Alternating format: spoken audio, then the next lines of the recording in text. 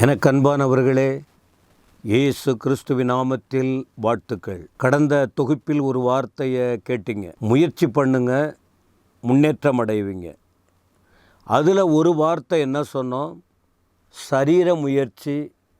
அதில் முடிவு தற்காலிகமாக ஒரு சந்தோஷம் ஏற்படலாம், ஆனால் முடிவு முழுமையாகாது.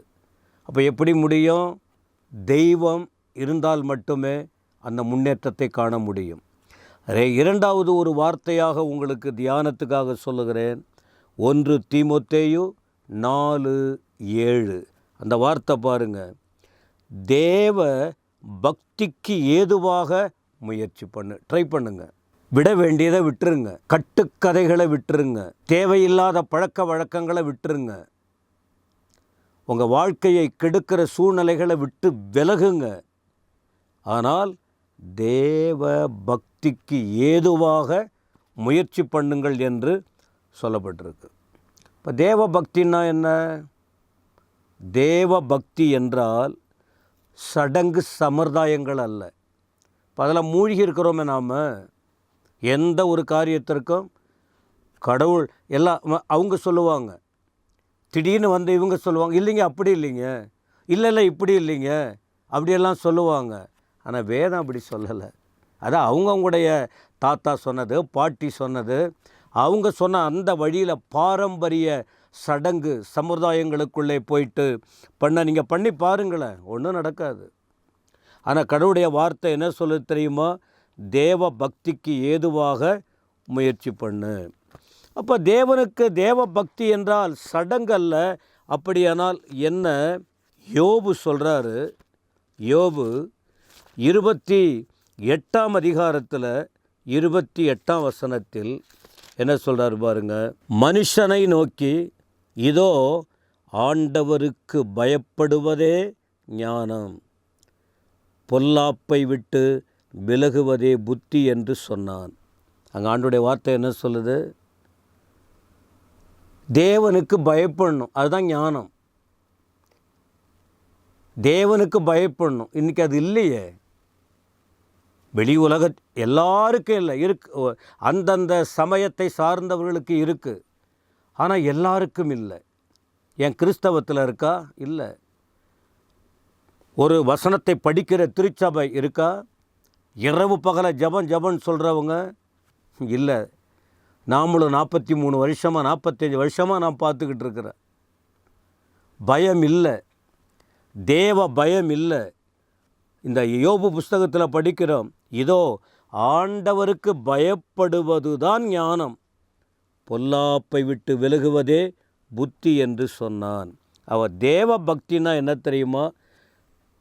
படைத்த தேவனுக்கு பயப்பட வேண்டும், பொல்லாங்காய் தோன்றுகிற காரியங்களை விட்டு விலக வேண்டும். தெளிவாக புரிஞ்சுக்கிட்டீங்களா இந்த வார்த்தை? இதுதான் தேவபக்தி.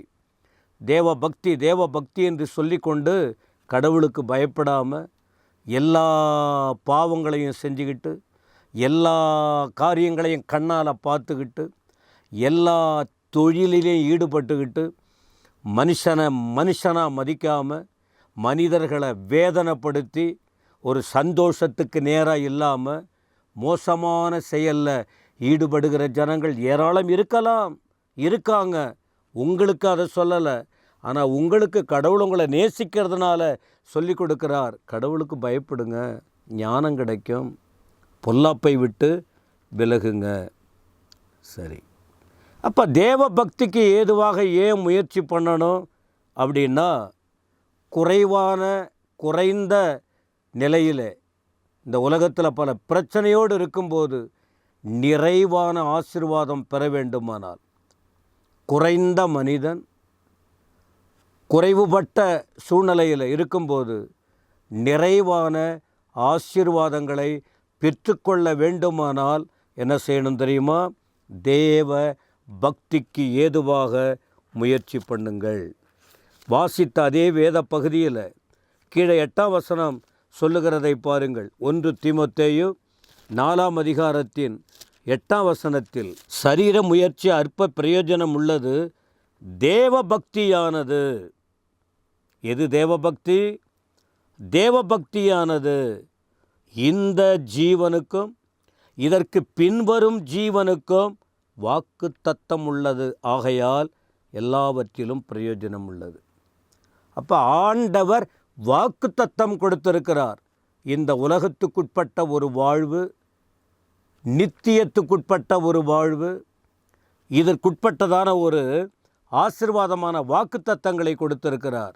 இப்போ இந்த ஆசீர்வாதம் பெற்றுக்கொள்ள வேண்டுமானால் அனைவரும் உண்மையான தேவபக்தி, உண்மையான தேவனை அறிந்து கொள்ளுதல், உண்மையான தேவனை கண்டுபிடித்தல், உண்மையான தேவ வார்த்தையை பிடித்து கொள்ளுதல். இப்போ இதை சொல்லும்போது இதை நாங்கள் பிடிச்சிக்கிட்டோம். தேவன் உண்மை உள்ளவர்.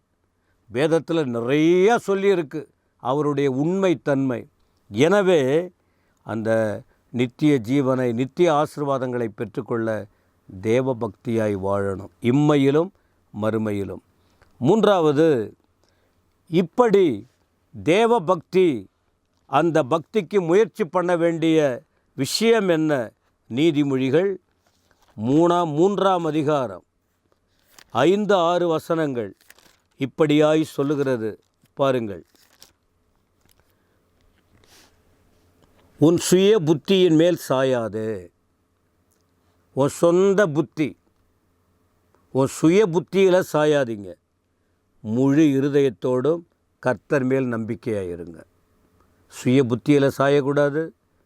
முழு இருதயத்தோடு கர்த்தர் மேலே நம்பிக்கையாக இருந்து உன் வழிகளில் எல்லாம் அவரை நினைத்துக்கொள். அப்பொழுது அவர் உன் பாதைகளை செவ்வைப்படுத்துவார். கவனிக்க, இந்த வார்த்தையை பார்க்குறீங்களா? அப்போ தேவ பக்திக்கு முயற்சி பண்ணி, எப்படி முயற்சி பண்ணணும்? சொந்த புத்தியின் மேலே நம்பிக்கை வைக்காத. முழு இருதயத்தோடு கர்த்தரில் நம்பிக்கை வைங்க. வழியெல்லாம் அவரை நினைத்து கொள்ளுங்கள். அப்பொழுது உன் பாதைகளை செவைப்படுத்துவார். உன்னை ஞானின்னு எண்ணாதீங்க. கர்த்தருக்கு பயந்து தீமையை விட்டு விலகுங்க. அங்கே சீர்கேடான கிழவிகள் பேச்சுக்கு விலகணும்னு சொல்லியிருக்கல. அப்போ இங்கே கூட என்ன சொல்கிறாரு? ஞானி, உன்னை ஞானின்னு நினைக்காத, கர்த்தருக்கு பயந்து தீமையை விட்டு விலகு. எனவே இப்படிப்பட்ட வார்த்தைகளை கைக்கொண்டு, இப்படிப்பட்ட வார்த்தைகளை கேட்டு, இந்த வார்த்தைகளை உணர்ந்து, நீங்கள் எது சரீரத்துக்குட்பட்ட காரியம், எது ஆவிக்குரிய காரியம், எது மாம்சீக காரியம், எது தெய்வீக காரியம் என்பதை தெளிவாய் கண்டுகொண்டு உங்கள் வாழ்க்கையில் இதுவரைக்கும் பட்ட பிரயாசங்கள், அதனுடைய தோல்வியை உணர்ந்து, அப்போ எதை பின்பற்றினால் முன்னேற முடியும் என்ற தன்மையின் இப்படிப்பட்ட வேத வாக்குகளின் வார்த்தைகளை அறிந்து முயற்சி பண்ணுங்க. முன்னேற்றத்தை அடைவீங்க. தேவ பக்தி உங்களை சும்மா விடாது, உங்களை அருமையாய் நடத்தும், உங்கள் குடும்பத்தை காக்கும், உங்களை அவர் ஆசீர்வதிப்பார். தேவ பக்தினா தேவனையே நம்புவது தான். அவர் உங்களுக்கு அற்புத விதமாய் நடத்தி ஆசீர்வதிக்க வல்லவர். கர்த்தர் உங்களை ஆசீர்வதிப்பாராக. ஆமேன், ஆமேன்.